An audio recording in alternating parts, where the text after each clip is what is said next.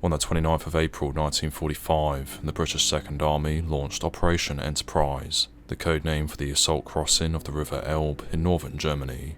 Led by the 15th Scottish Division, the operation encountered only light German resistance, and by morning on the 30th of April, the town of Lauenburg had been secured, and a 5-mile deep bridgehead across the Elbe had been established.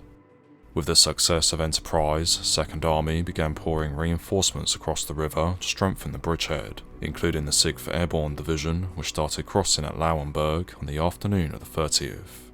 By the 1st of May, the division was complete across the Elbe and had assembled around the town of Boisenberg, where it received orders to advance on and capture the coastal city of Wismar. The 6th Airborne Divisional history records. Orders were that the entire division, mounted in trucks with an armoured squadron from the Royal Scots Greys in support, was to advance to the town of Wismar on the Baltic coast. It was to arrive there before the Russians in order to prevent them from entering Denmark.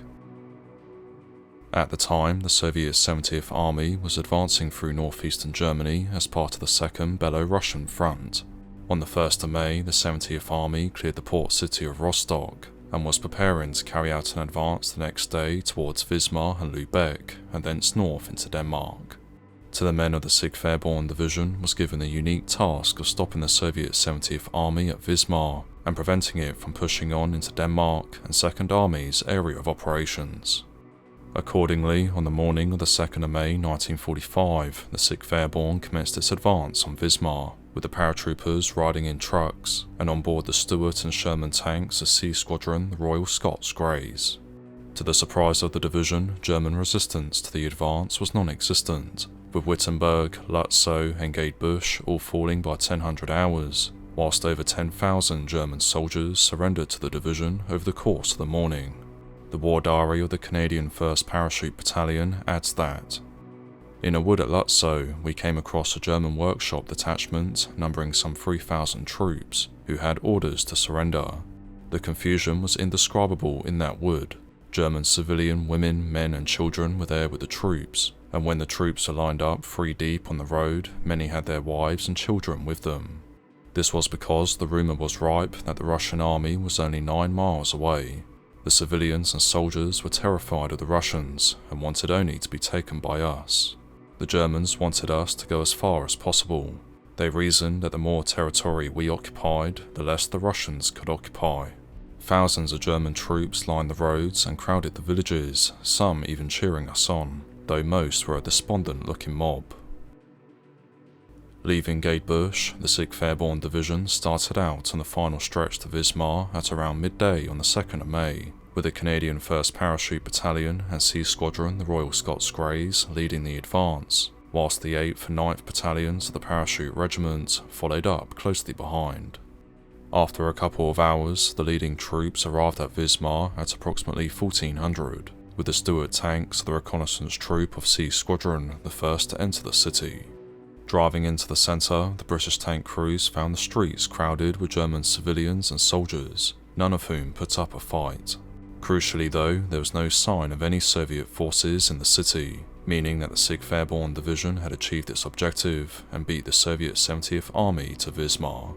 Immediately as this became apparent, the men of the reconnaissance troop pushed out patrols to the northeast of Wismar to guard the roads leading into the city.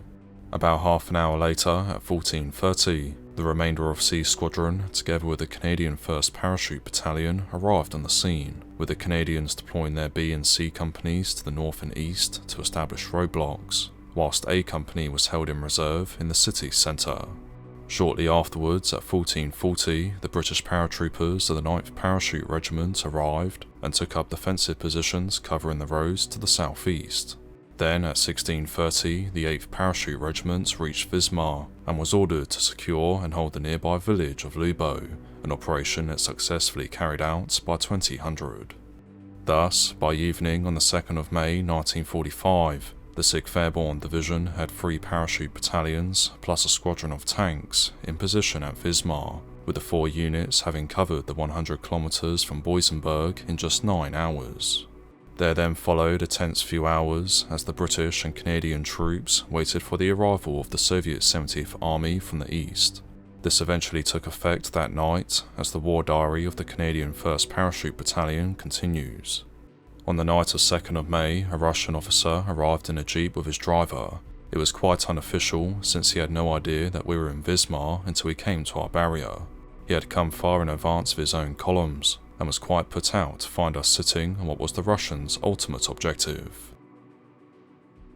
Elsewhere on that same night, another Soviet force arrived on the outskirts of Wismar and was stopped by men of C Squadron, the Royal Scots Greys, whose regimental war diary states, 2 white scout cars and 2 motorcycle combinations drove into the town manned by Russian troops, 7 men and 1 woman to each car. The next 30 minutes were spent in handshaking, etc. A considerable amount of vodka was consumed. The Soviet party then returned the way they had come.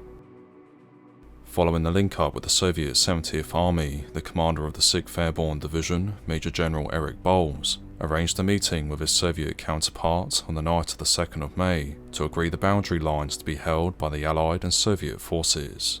However, during this meeting, the Soviet general made it clear that his orders were to capture Wismar and push on to Denmark. To this, General Bowles pushed back and outlined that the 6th Airborne was going to remain at Wismar and that Soviet troops would not be allowed past. He then went on to stress that should the Soviets attempt to take the city by force, his division would not only stand and fight, but would be supported by 5 regiments of Royal Artillery and a plethora of other forces serving under 2nd Army. With this, the Soviet general backed down and agreed to the boundary lines as set out by General Bowles, after which the meeting concluded and both officers returned to their respective headquarters. In the days that followed, the situation around Wismar remained tense, with the Soviets moving tanks up to the city's outskirts to overlook the roadblocks manned by the 6th Airborne. Fortunately though, the situation didn't escalate any further, and instead the British, Canadian and Soviet troops engaged in a friendly manner with one another, sharing drinks, celebrating and exchanging souvenirs as the war in Europe drew to a close. On the 7th of May, British Field Marshal Bernard Montgomery, the Commander-in-Chief of the 21st Army Group, visited Wismar and had lunch with Soviet Marshal Konstantin Rokossovsky, the commander of the 2nd Belarusian Front. The next day, on the 8th of May 1945, victory in Europe was declared.